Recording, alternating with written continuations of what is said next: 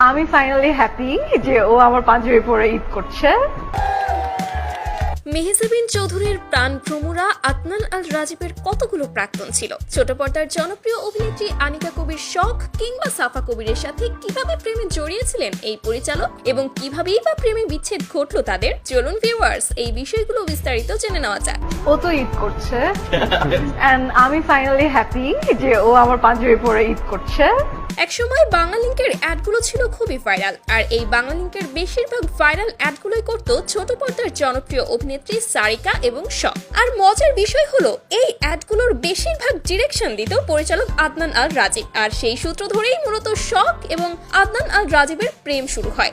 আর তার কিছুদিনের মাথায় Mehjabin Chowdhury Lux channel I সুন্দরীতে বিজয় লাভ করে এবং ধীরে ধীরে শখের পরিবর্তে মেহজাবিন বেশি বেশি বাংলালিংকের অ্যাড করার সুযোগ পায়। আর ঠিক ওই সময়টাতেই মূলত শখের সাথে আদনান আল রাজীবের সম্পর্কের কিছুটা দূরত্ব সৃষ্টি হয়। তবে তারা কিন্তু তখনও বিচ্ছেদের পথে হাঁটেনি। কিন্তু একটা সময় দেখা যায় যে মেহজাবিন আর আদনান আল রাজীব যেন একটু বেশি সময় কাটাতে শুরু করেছে। তারা বিভিন্ন জায়গায় একসাথে ঘুরতে যেত, প্রতিটা নাটকের কাজ মেহজাবিনকে প্রোভাইড করা হতো, একসাথে অনেক ক্লোজ ছবি শেয়ার করতো তারা, এবং এভাবেই একটা সময় আনিকা কবির শখ আদনান আল রাজীবের জীবন থেকে চিরতরে বের হয়ে যায় এবং সে হাত ধরে নিলয়ের।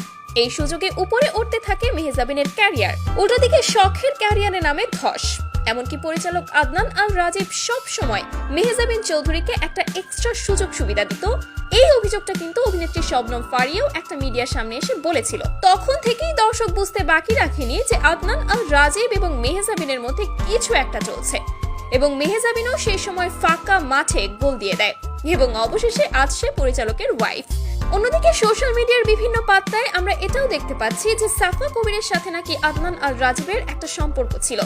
তবে আপনাদেরকে স্পষ্ট করে একটা কথা জানিয়ে রাখি, সাফা কবিরের সাথে কখনোই আদনান আল রাজীবের কোনো সম্পর্ক ছিল না। সে যাই হোক ভিউয়ার্স, আশা করি পুরো বিষয়টি এখন আপনাদের কাছে একদম ক্রিস্টাল ক্লিয়ার।